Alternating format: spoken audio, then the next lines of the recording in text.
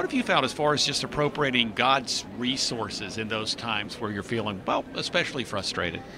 Well, I believe that there's grace for those moments, and I think that, feelings are just feelings, and if I'm frustrated or angry, I try to just, I let myself feel that, but I ask God's grace to act appropriately, even though I might be feeling something, and to not try to shut that away, but to know that, there's nothing about my frustration or anger that he can't handle, and I can take that to him no matter what, and he's not intimidated by my feelings, so I try to just take it to him and trust him with it, and trust that I'm not going to be too much for him, and I'm not going to fail too big for him to handle. So.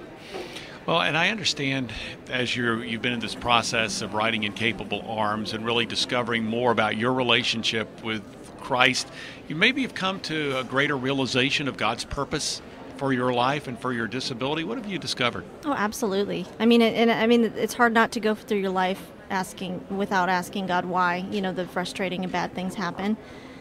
And I've been asking that for a while, and now that I've learned to be a little more vulnerable about it and a little more humble with it, I've seen how magnificently God can use even the parts of us that we hate, even the parts of us that aren't right. And I don't feel like God made me like this, but I know that if I surrender it to him, he can even use that for his good, which is incredibly encouraging. And I think that's the case for anybody. We all have those parts of our heart or our emotions or our personality that maybe we aren't proud of, or what maybe we have a hard time with, or we're broken in some way.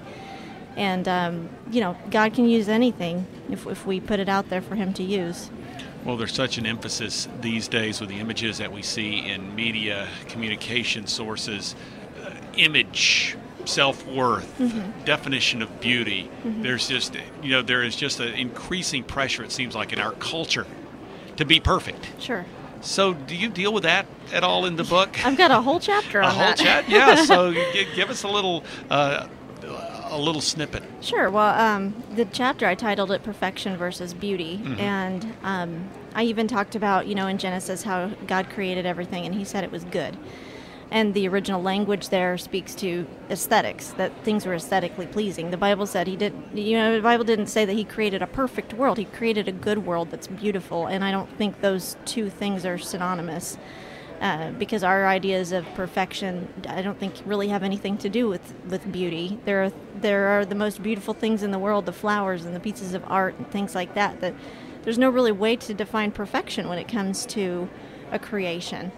And I don't think really probably there is perfection in creation. I mean, everything's just unique. So I don't think it's fair to hold ourselves up to some sort of standard, whether it's external or internal, of believing that we need to be perfect, because that's not even what we're created for.